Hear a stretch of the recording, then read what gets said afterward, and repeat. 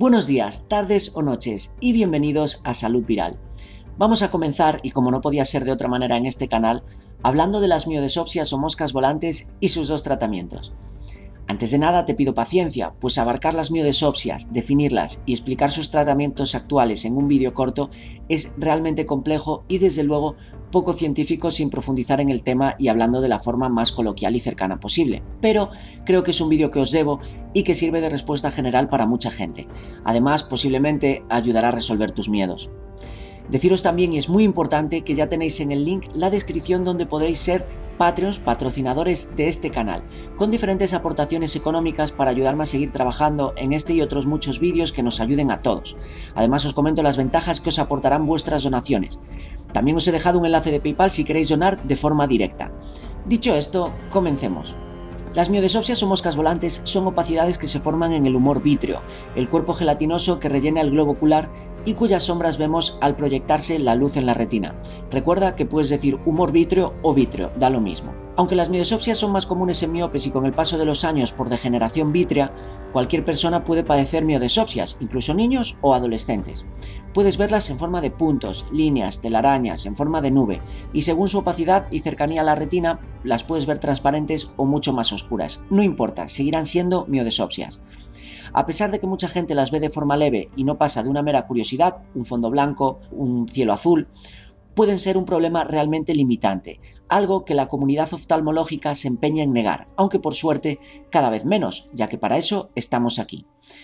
No sabemos por qué lo niegan, quizá por desconocimiento o quizá porque son efectos secundarios directos de algunas cirugías, por ejemplo la de cataratas, o del mayor negocio sin escrúpulos que existe en la medicina y concretamente en la oftalmología, la cirugía refractiva. Para entender bien qué son las miodesopsias o por qué no desaparecen, si se mueven o no se mueven, debemos entender la composición del ojo y más en concreto del humor vítreo. El humor vítreo lo podemos definir como un líquido transparente y muy importante, gelatinoso, compuesto en un 99% de agua y que rellena el espacio comprendido entre la retina interior y la parte posterior del cristalino. El resto está compuesto de ácido hialurónico, colágeno, proteínas, sodio, cloro, potasio o glucosa. No debemos confundirlo con el humor acuoso que se encuentra entre el cristalino y la córnea. En el caso del humor vítreo, este tiene una mayor densidad. Obviamente mantiene la forma del globo ocular y en él debemos diferenciar varias partes, que veremos en profundidad en otros vídeos. 4 de las 5 partes que forman el volumen de cada uno de nuestros ojos las ocupa el humor vítreo y en él debes saber, y esto es muy importante, que no hay riego sanguíneo, es decir, no tiene ningún vaso ni ningún tipo de vascularización. Ninguna sustancia que ingieras, bien en forma de alimento, medicamento o inyectada en tu cuerpo, va a tener efecto sobre él. También debes saber que el humor vítreo no se renueva y que se forma durante la vida embrionaria. Por favor, ten en cuenta que no hay riego sanguíneo para que no te estafen con ningún tipo de pastilla ni remedio que ingieras. El vítreo está muy adherido a la retina en la zona del nervio óptico o en la zona periférica de la misma. Cuando el humor vítreo se separa, se despega de la retina por causas naturales, se llama desprendimiento posterior del vítreo o DPV. También puedes encontrar estas iniciales cambiadas por sus siglas en inglés. Las miodesopsias pueden aparecer por esta causa o por simple degeneración vítrea, sin que exista un desprendimiento posterior del vítreo. Esto también es algo que os genera muchas dudas. En el proceso de un desprendimiento posterior del vítreo es posible que se formen muchas miodesopsias y que aquí sí veas que van cambiando de lugar. También es posible que percibas destellos de luz debido a la atracción vitreoretina, es decir, el vítreo mientras se despega de la retina, lo cual es un proceso más o menos largo, ejerce tracción, tira de la misma. Por eso es importante que revises con un oftalmólogo periódicamente para evitar cualquier posible complicación. Cuando se realiza la vitrectomía, proceso que veremos dentro de un ratito, es el cirujano el que inducirá de forma voluntaria y en cuestión de minutos un DPV, y es ahí donde quienes ya lo tienen llevan ventaja. ¿Se puede realizar una vitrectomía sin inducir DPV? Sí, pero tendrás más riesgos por operación, tenlo en cuenta. No obstante, y como veremos más adelante, esto te beneficiará para tratarte tus moscas volantes, en cualquiera de sus dos tratamientos. Llegados a este punto, espero que no te esté aburriendo y que lo estés entendiendo, pues podrías entrañar, y lo haremos, como he dicho antes en otros vídeos, mucho más sobre el humor vítreo. Se presupone que el humor vítreo dispone de muy pocas células, la mayoría son células fagocíticas para eliminar posibles desechos que se formen en su interior y disminuyan su transparencia. Me ha costado encontrar este dato definido más que vagamente en libros de literatura médica. No obstante, estas células funcionarían a tamaño microscópico. Ni con miodesopsias al uso, ni con opacidades formadas, por ejemplo, por una hemorragia intravítrea, sería algo efectivo o que elimine tus miodesopsias. Ten algo claro, si percibes claramente tus miodesopsias, te acompañarán toda tu vida, y esta es la realidad.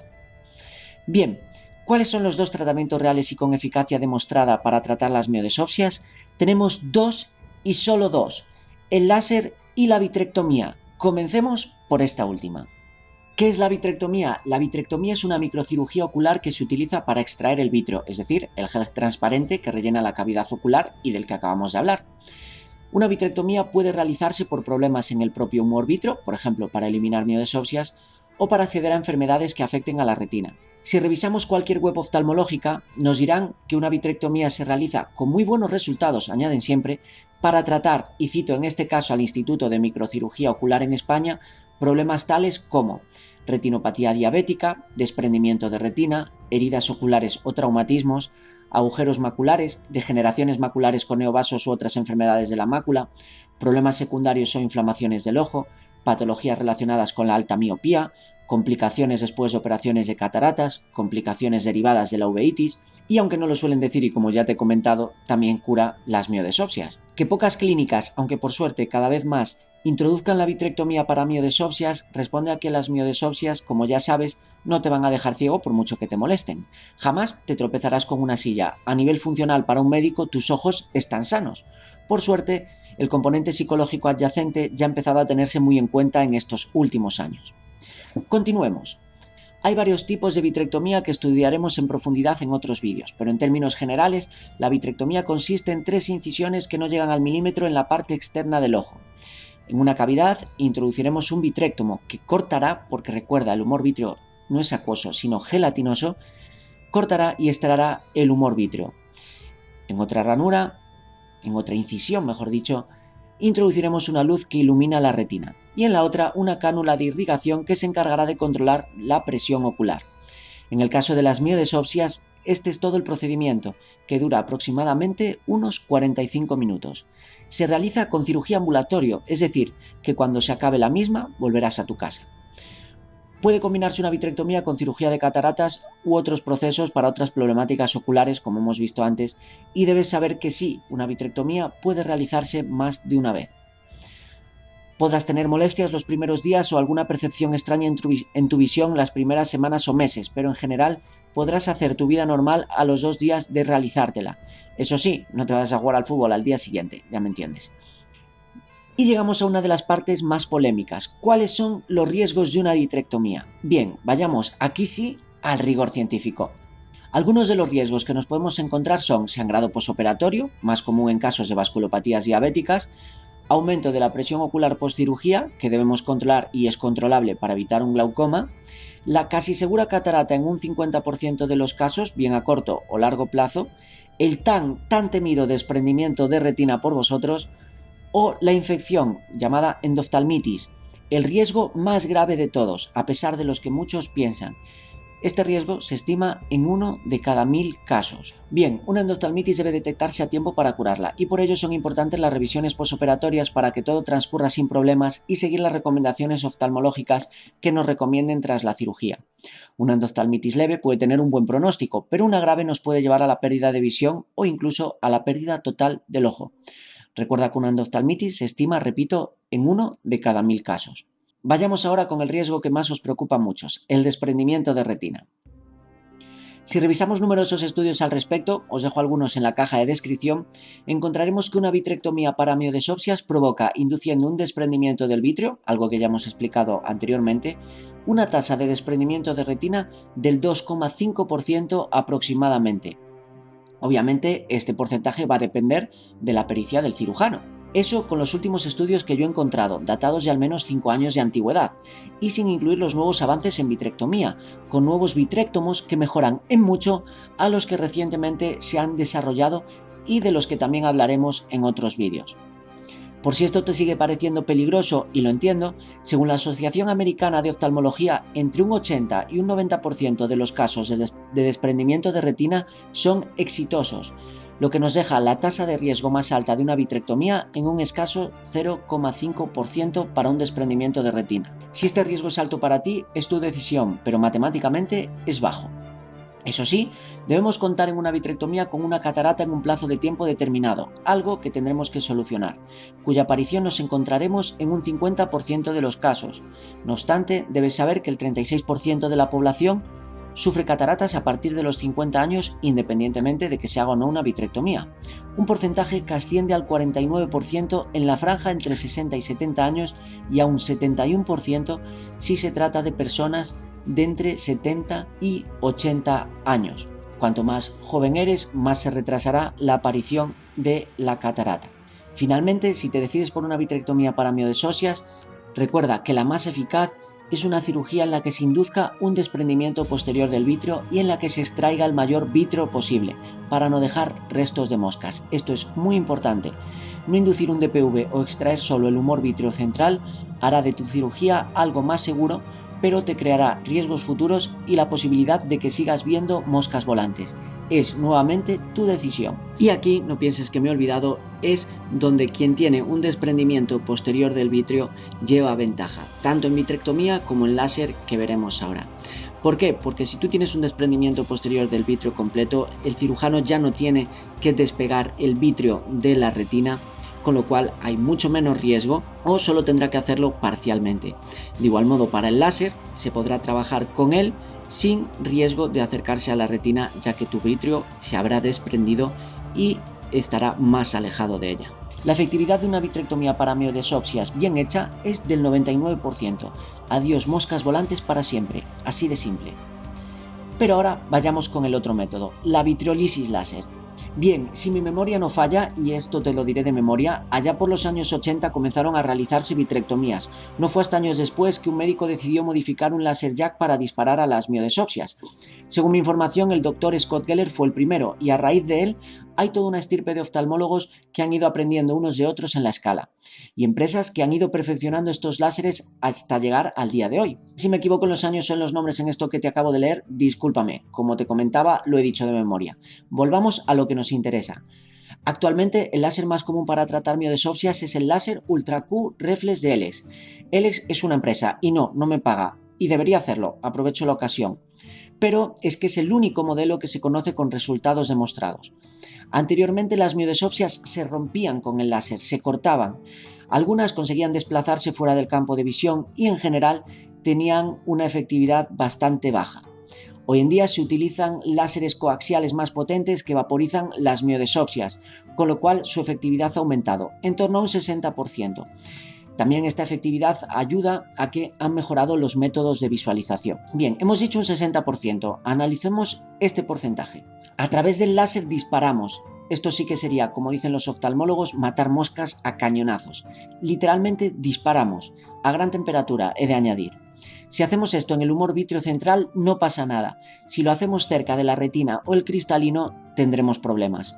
Y por ello solo conozco un oftalmólogo en todo el mundo que se atreva a llegar tan lejos, porque podrían dañar tanto una como el otro. Entonces, si tus miodes óseas están cerca de esas zonas no podrán tratártelas, es decir, la retina o el cristalino.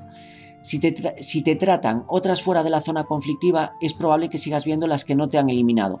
Recuerda que cuanto más cerca de la retina, más vas a ver las miodes óseas en términos generales. De nada sirve que te eliminen miodes óseas en la parte central si sigues teniendo miodes óseas cerca de tu retina o de tu cristalino. Si tienes muchas miodes óseas, aun en zona segura, es muy difícil saber para un oftalmólogo las que tú percibes en forma de sombra y las que no. Te expones a una cuestión de suerte, ensayo y error. Por otro lado, si tus miodes óseas son pocas, grandes y bien localizadas, el láser es una opción muy viable y posiblemente te funcionará. Actualmente, como te he dicho antes, se está trabajando en nuevos métodos de visualización para tratar las moscas volantes con láser, y supongo, aunque esto vuelve a ser solo una teoría mía, que también están trabajando en aproximarse cuanto más a la retina mejor. Los riesgos del láser, si el oftalmólogo es responsable y con los estudios que tenemos hasta ahora y aplicando la lógica, son extremadamente bajos. En cualquier caso, serían daños a la retina y al cristalino si se aproximan demasiado. Ahora bien, hay algunas problemáticas que no son riesgos como tal, pero son muy molestas. Por ejemplo, si te has acostumbrado a una miodesopsia en una zona de tu ojo, piensa que se puede mover a otro sitio y esto puede resultar, ya te digo, muy molesto. Otra duda que me consultáis mucho es por qué este láser sí y el de la cirugía refractiva no. Esa cirugía que se utiliza para eliminar esas dioptrías y quitarte las gafas. Pues es muy simple, son láseres que trabajan en zonas diferentes. El láser para miodesopsias trabaja en el humor vítreo. Como hemos dicho, el humor vítreo ocupa 4 de las 5 partes del ojo y el láser de la cirugía refractiva se utiliza de un modo muy diferente, trabajando por ejemplo sobre la córnea, trabajando sobre elementos muy delicados para la visión y un largo etcétera de diferencias que trataremos en su vídeo respectivo, porque ya os digo que la cirugía refractiva da para mucho. Como veis, ya se nos ha quedado un vídeo extremadamente largo y apenas he podido profundizar demasiado en el tema. Se me han quedado muchísimas cosas en el tintero. Espero, no obstante, que este vídeo explicativo quede medianamente ordenado y resuelva muchas de tus dudas y, por favor, si no es así, deja en la caja de comentarios tu consulta, siempre, por favor, de forma, eso sí, educada. Como siempre, si os ha gustado el vídeo podéis darle like, si no os ha gustado podéis dejar un dislike. Si no estáis suscritos al canal, os animo a suscribiros y a que pulséis la campana de notificaciones, eso es muy importante para que YouTube os avise de los vídeos que subo. Si no estás suscrito, por favor, te animo a suscribirte y sobre todo a que compartas este vídeo, bien lo veas en YouTube o bien lo veas en Facebook, para que llegue a cuanta más gente mejor. Un saludo y muchísimas gracias por escuchar. Adiós.